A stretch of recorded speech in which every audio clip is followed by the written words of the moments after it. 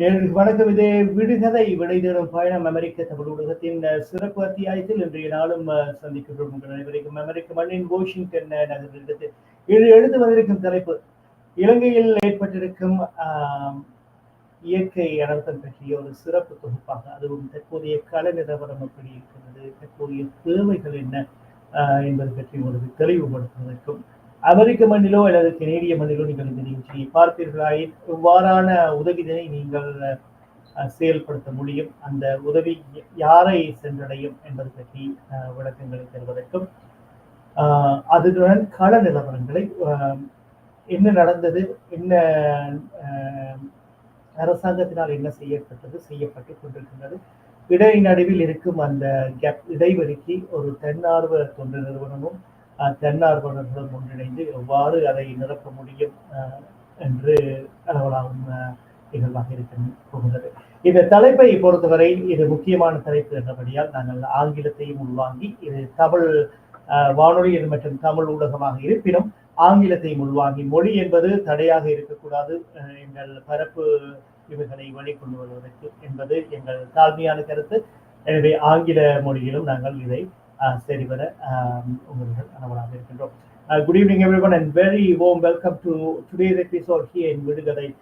We've touched a typical story that Sri Lanka is going on right now, where cyclone has impacted the entire country. This is a country which has seen an ethnic conflict and leadership changes that had happened in the last presidential election, and the new elected government has been building hope and rehabilitation towards the entire part of the country. That being said, as they were moving on the right direction, this natural disaster comes into the effect in terms of the entire nation getting impacted. So we are bringing in an expert who is being a part of an organization called IMHO, International Medical and Health Organization. By profession, he's a medical doctor, and this organization was started in during post-tsunami time in December 20 after the Christmas on post-tsunami time, and they've been globally known for their volunteer service and also providing healthcare and rehabilitation programs in Sri Lanka and around the world. The purpose of this is we are going to cover in terms of what's the current situation, how collectively as a community we can help here in the US and Canada, also around the world, and what exactly happening and how we can work together to build this country back again, and provide some the necessities that a normal human being will need. That being said, let me welcome to the show Dr. Raguraj, and he will take over from here onwards. Hi Ruben, and thank you very much for giving me a chance and bringing me on your program. At the same time, I'd like to say hello to the American Tamil media listeners. So it's a sad situation what has taken place in Sri Lanka over the last few days. Most of you would have been listening to that and monitoring very closely. So let us briefly touch the destruction and the extent. Number 2, the recovery. Number 3, the help of the government. And number 4, where the gaps are and how the charity organizations can fill up that. So first, briefly talk about the extent of the damage. So we all know that with the cyclone Ditwah, close to 400 people have been accounted to be dead, and another 400 people have been unaccounted for. At the same time, we have got about 1.4 million, that is 14 lakhs people have been displaced, and about 12 lakhs houses have been totally damaged. In addition to that, we have got a huge destruction of the livelihood of the cattle and the paddy fields. And this is the destruction we know that. And the main destructions have taken place in the district of Gambaha, Kandy, Badulla, Nuerelia, and Matala. And at the same time, there have been damages in the other parts of the country as well. So this is all about the damage and the extent of the damage by this destruction of the natural disaster in Sri Lanka. Second issue is that how are we going to recover? Recovery is not new for Sri Lanka. It's a very positive, we have to look into that. They have recovered from the huge natural disaster in tsunami. Then second one, they recovered quite well from the Easter Sunday attacks. when they recovered very well from the economic crisis about a couple of years ago. So definitely Sri Lanka will come out of it and they will recover well. So let's see that what the government is at the moment able to do that. Number one, they are giving about 50 million rupees for every district secretariats for the recovery part, and they are offering 25,000 rupees for every household which is damaged or to reconstruct. But saying that, we know that countries like Sri Lanka, even the Western countries, even the government can take a large amount of recovery work. Always there will be some gaps and needs. That's what the charity organizations have to step in. So that's where we are at the current situation. And I will get back to Ruben to take the next level of discussion where we are going to head for. Thanks, Raghunath, for that detailed information. So that being said, as per to the current needs, like what exactly is needed? That's number one. Okay. Number two is being in the US. What are the ways that we as a community come together and help out there in their current needs? Right. So we know that a lot of charity organizations and individual people are willing to get involved in helping and helping for the recovery of this disaster. But let me get a simple example. Let me talk about an organization called IMHO where I am involved with that. So that might give you an idea that how the recovery work can be done by a charity organization. So number one, what we do is we are in a constant touch with the GA office, that is the assistant government agents. We talk to them every day. Number one, we find out the amount of destruction, the level of destruction. Number three, what are the needs? And based on that, we step in and help them. What are the needs for them? Most of the needs can be common, but at the same time, there can be specific demands as well. The common needs, we all know that. We all need the bed sheets, we need the mattresses, we need the dry clothes, we need the towels. In addition to that, we need a lot of milk powder and a lot of these women garments, because most of them, they just left with the clothes what they were wearing. So a lot of these undergarments, general clothes for their children and women, these are the commonest needs for all the districts. In addition to that, there are some special needs, especially for an example, some of the districts where the schools are opening slowly. And the good news, we would have heard about it, the water level in most of the rivers are receding. That's a good news. But the rain is also has stopped. But again, we have to keep it in our mind. According to the weather forecast in Sri Lanka, the northeast rain might be coming on 4th of December. So we don't know how things are going to be, but let it be. Whether we can't control that, let's talk about what we can control.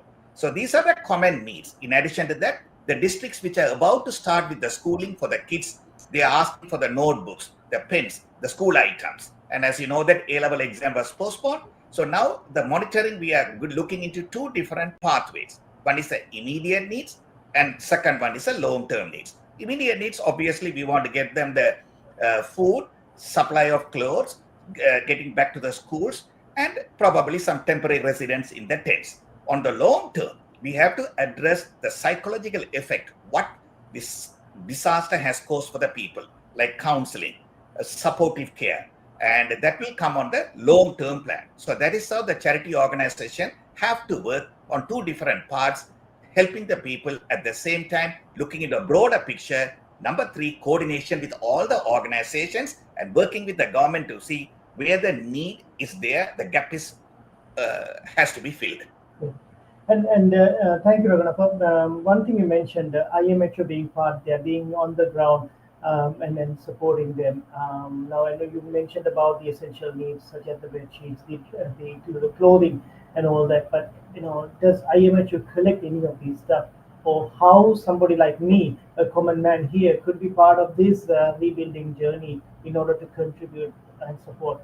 I mean, when we say all these stuff, people may wonder, can I donate in terms of any of my clothes, any of my other provisions that I have? Can I bring them over to IMHO, and can IMHO ship it? Could you clarify that, please? That's a very good question, Ruben. So, as you know, the history of Sri Lanka, we learned a lot of experience of working in the tsunami time 22 years ago. And not only that, we have established a good network, and about 21 volunteers of our organizations are working in different parts of the country. So we have got a good network to deliver the needs and the supply or the support or the projects immediately. So what IMHO is doing is, as I told you earlier, we have been in touch with the GA office. We talked to the assistant government agents of all the districts which have been affected, find out the needs. Every day the needs can be changing, and depending on that, we look into the materials, what has to be purchased. And at the moment, the materials are able to be purchased either in Jaffna, because out of the 5 districts in northern province, Jaffna was not badly affected because the tsunami or the direction of the natural disaster took away from Mullaitivu towards South India. So a lot of things are able to be purchased in Jaffna or Vavuniya or in Colombo. So depending on the needs, we are given $5,000 for every district with our volunteer and the AGA office coordination to start the initial recovery work to address the immediate needs. So that's what IMHO is working, but we'll be getting involved much more deeper. For an example, Chilo and Puttalam, we haven't got the full extent of the picture there. And even upcountry with the mudslides and landslides, so we don't have a clear-cut picture of the destruction what has been caused in the upcountry. And sad to say that all the districts which I mentioned earlier, whether Gambaha, Nuerelia or Marthala, all these districts unfortunately has got a lot of these people who have been marginalized economically in the last few years. So their needs are going to be huge, but I think we can do it. Sri Lanka will recover and we can rebuild that country back. Yeah, absolutely. I saw an interview, I saw a speech from the president saying that let's start fresh. Let's bring a clean slate and let's start fresh. And we are hopeful that we can build the country back again. But that does not, it does not start at one point. It's a collective effort. It's not, one person's individualism or one person's, contribution. So as a collective unit, if we all can come together, and support the current needs. In summary, what we need right now is donation, because there are so many processes and showstoppers that we have to go through in terms of sending stuff from here in the US back to Sri Lanka. No matter what it is, but that's what the process is. Whether we send it through air cargo or sea, the process remains the same. So what we could do, if we all can come as a collective unit and make a humble donation, the website is down there, the imho.org/donation, and it will go into a meaningful pot where they can split the money on the as needed basis. As Raghunath said, they are offering $5,000 per district. Did you say per district, Raghunath? Is that correct? It is per district. The initial investment to start with is mainly supplying the milk foods and that kind of emergency needs. But the needs are going to be high, and our contribution will be higher as well. Yeah. So that being said, that we ask the audience is, if you want to be part of this rebuilding process, if you would like to donate, the website is below here, the imho.org/donation. You can make your contribution. It could be $5, it could be $10, it could be $1. It doesn't matter. Number doesn't count. When we collect it as a unit and send it, it's very meaningful. $1 is equal to 300 rupees. So it takes a very good way when it comes to the conversion part. So that's one. Number two is the upcountry. They get to have this every single time. We go a long way on this process of upcountry rebuilding and reconstruction stuff. This government came in, they were the first to offer a lift or shift on their daily wages. And here we are, they didn't even have time to celebrate the minimum wage that got increased, and now they've been hit by this natural disaster. Any thoughts on that, Raghunath, in particular? If somebody wants to, so for example, if I would like to donate some money that I would like to contribute specifically to the upcountry Yes. Community, can that be done through IMHO? Absolutely. As you said, in upcountry, we are going to see the needs are going to be huge. One, people have a better assessment, and for an example, even the landslide, that Kandy Nuerelia road is totally closed. And we don't know what kind of damage has taken place. And I think in a town called Mipe, I think Maipe or Mipe, entire village has been completely submerged, and 22 people have been found dead in the town.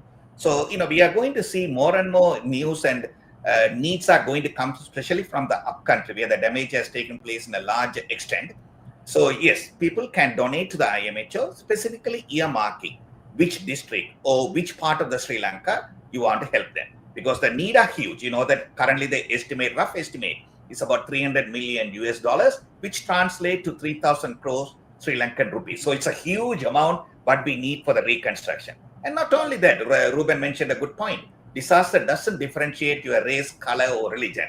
It destroys everybody. So it's a high time everybody as a country come together, help each other to rebuild it, and we can do that. Thank you, Raghunath. There's a question from one of the audience here.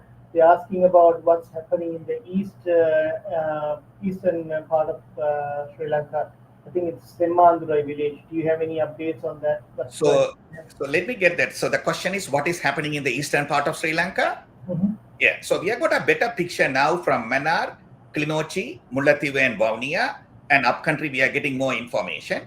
From the east, especially from Batticaloa and Ampara, we are assessing. We don't have a clear-cut full assessment, because unless you assess, you don't know the needs.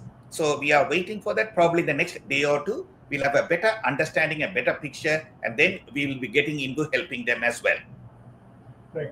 And then he also asked another question, how about the electricity and the internet facility in the eastern part of... Right. I'm not well informed about the current situation about the electricity and current, but Chilo and Puttalam, I can tell you that still we are not able to contact them over the phone. So the phone service is down in Chilo and Puttalam, number one. Even the hospitals are not able to treat the patients. We are transferring the patients to Colombo. But electricity, I think slowly they are kind of restored, but it's going to take a long time. So Raghunath, can you, in 2 minutes, can you summarize in terms of IMHO's process? So for example, you mentioned you are in touch with them every day. So people might think, when I contribute, is it going to the right person? What is the process? Is my my hard-earned money? I mean, money comes in a hard-earned situation. We are not born with silver spoon like many others around the world, or we don't have like in back home they say there's an apple tree in front of everyone's house in US, but that's not the reality. You and I know that. So that being said, when a contribution is made, how can somebody make sure that is going to a meaningful cause and to an affected individual? Yeah, that's a good question, Ruben. I mean, we totally understand the hard-earned money. Every dollar matters. That's the reason that we all are volunteers. And if you contribute $100, $98 goes to the project around there, number one. Number two, since we have been working there for the last 22 years in Sri Lanka, we have got an excellent network. Any part of Sri Lanka, we can deliver the help or the project or the immediate help. So IMHO is known for immediately acting up. Sometimes we act even middle of the night. Within 12 hours after the request, we have been able to deliver. So we have got 21 people at the ground level, part of our organization who are working there tirelessly. And finally, that the money what you are giving, it's accountability. Everything will have been shown to you, what the money has been done for the recovery work, and you'll be able to see that. So if anybody wants to do the donation, feel free to donate. And as I told you, that IMHO has got a track record for the last 22 years, and we have got an excellent ground network, and we are acting immediately, and we will give you an update as we move on. And the good part of it is it's December 2nd today. Any contribution is it comes as within your tax free or the donation as well. That's right. Before December 31st, I mean, not only you are giving for a good humanitarian cause, in addition to that, you get a tax break as well. Yes. All right. So Raghunath, we're going to switch gears and two questions before we switch gears to Tamil. There are two comments that are going around. One is the government is not doing the needfulness towards people in the central province or in north and east. Is that a true statement? It's not true. And as I told you, that we are waiting for the assessment to come back, and a lot of areas where we are willing to help step up immediately, we are not able to get a full assessment. And we don't want to rush and do things unless we know that exactly what are the needs and what is government doing and what we can do that for them. So we'll be working in all the parts of the country wherever we could help them. And in the next few days, we'll be reaching to the people where we are not able to help them at this moment. And second question is, again, it's a myth saying that any documents or any announcement does not come in Tamil and it's only on single or onwards. Could you could you explain that? I mean, my understanding is there's not enough translators who are able to do that on a timely manner in order to get it out. There's certain information you have to get it out and get it out right now. But somebody could say, you know, how about English? You could have used English. So anyway, I mean, there are if yes, but no, all these, you know, formulas are there. But based on your experience, what do you think? So I think language barrier is there. We have to understand the reality. It is there. But at the same time, I think people, when you come to the help, you can see that people from different communities have already started helping in different parts of the world. Even I was told that fishermen from Mannar, they went to Anrajapura and helping them, even though they couldn't communicate clearly very well. So, you know, that is, I think that when you come to the humanitarian help, I think the language barrier takes a second step. And there was another statement that's going around. This natural disaster could have been prevented. There was a warning from the meteorologist and the Department of whoever who monitors the weather, but the government didn't take that into consideration because they had other priorities to be debating about the budget that was being presented at the same time at the parliament. Any thoughts on that? Yeah, I mean, you know, at the moment, I think it's not the right time to talk about that, but definitely we have to learn from this how things would have been better for us, recovery. When you are prepared for a natural disaster, Sri Lanka has seen multiple disasters in the past. So I think we have to learn from that as the time goes. Once everybody has got recovered, they are back on their feet, they have got some livelihood. And after that, we can look into that. Definitely, that is a part we have to play, how to handle a crisis. For an example, a lot of people, as I told you, men and kids, they're left with the same clothes what they are wearing, and they don't have any clothes in the refugee camps for the last few days. So probably they can have a bag full of clothes. If at all a natural disaster comes, that becomes handy for them to survive. A simple example.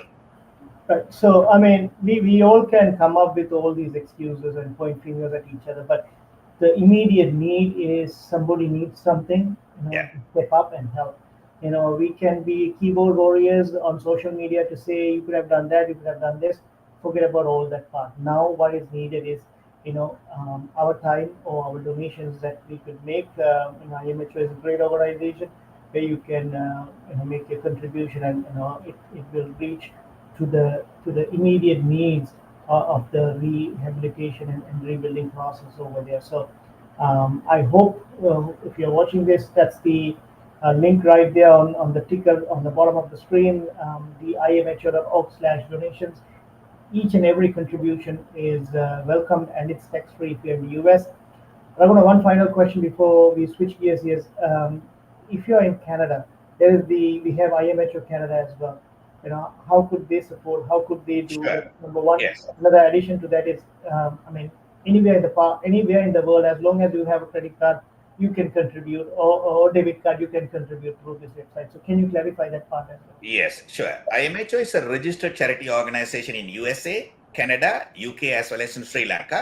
So people in Canada, they can contribute to the Canadian IMHO and they can get the tax benefit from donating there. Same thing in UK also. IMHO UK is aggressively trying to collect some funds. So any country, wherever you live, you can donate to the IMHO, number one. And final word, Ruben, I like to say that the whole immediate need at this time is we are just talking about post-immediate needs. We like to keep the survivors alive. That is the most important mission for us at this time. Thank you, Raguna. So let's switch gears here.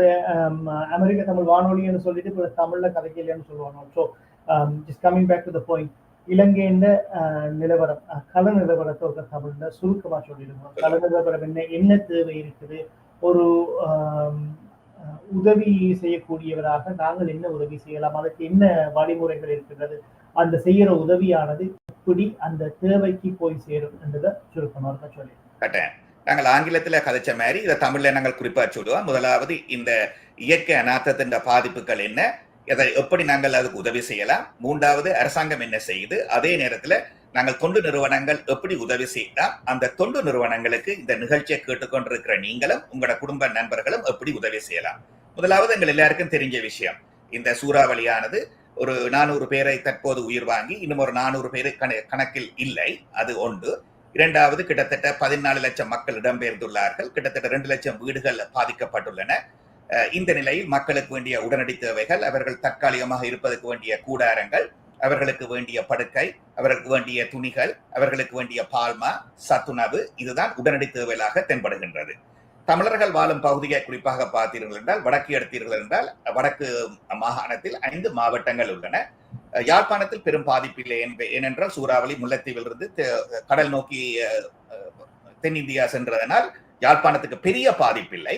ஆனால் மன்னார், கிளிநொச்சி, முல்லைத்தீவு, வவுனியா மாவட்டங்களுக்கு பெரிய பாதிப்பு ஏற்பட்டுள்ளது. அதே நேரத்தில் கிழக்கு மாகாணத்திலும் மட்டக்களப்பு, அம்பாறை மாவட்டங்களுக்கு பாதிப்பு உள்ளது. இங்கு நாங்கள் மேற்கு பகுதியில் பார்த்தீங்கன்னா சிலாபம், புத்தளம் பகுதிகளிலும் மலையகத்திலும் பெரும் பாதிப்புகள் ஏற்பட்டுள்ளது. ஆக உடனடி தேவைகள் மக்களை நாங்கள் இந்த பாதிப்பிலிருந்து தப்பியவர்களை உயிருடன் வைத்திருக்க வேண்டியதும் அவர்களுக்கு வேண்டிய உடனடி தேவைகளை செய்வதும். இரண்டாவது, நீண்ட காலமாக இவர்களின் நிவாரணத்துக்கு என்ன செய்ய வேண்டும் என்பது. IMHO நிறுவனமானது என்ன செய்கின்றது என்றால், பல நிறுவனங்கள் இந்த உதவியை செய்கின்றது. உதாரணமாக நான் சார்ந்த IMHO நிறுவனம் என்ன செய்கின்றது என்றால், ஒவ்வொரு நாளும் தினமும் அரசாங்க அதிபர், அதாவது இந்த மாவட்டங்களின் உப அரசாங்க அதிபர் அவர்களுடன் கதைத்து தேவைகள் என்ன, நாளுக்கு நாள் தேவைகள் மாறுகின்றன, அந்த தேவைகளுக்கு என்ன உதவி செய்யலாம் என்பதை நாங்கள் கண்டறிந்து உடனடியாக இந்த மாவட்டங்கள் ஒவ்வொன்றிற்கும் $5000 நாங்கள் கொடுத்து உடனடி நிவாரண பணிகளை செய்து கொண்டிருக்கின்றோம். அதே நேரத்தில் தினமும் கதைப்பதனால் இந்த தேவைகள் எங்களுக்கு என்னென்ன விதத்தில் மாறுகின்றது என்பதையும் உன்னிப்பாக கவனிக்கின்றோம். சிலாபம், புத்தளம் மலையகத்திலிருந்து அதனுடைய பாதிப்புகளும், அதே நேரம் கிழக்கு மாகாணத்தின் முழுமையான பாதிப்புகளும் எங்களுக்கு இதுவரை வந்து சேரவில்லை. போக்குவரத்து தடையாக இருக்கின்றது. மண் சரிவுகள் ஒரு பக்கம் பெரும் பிரச்சனையாக எழுந்துள்ளது.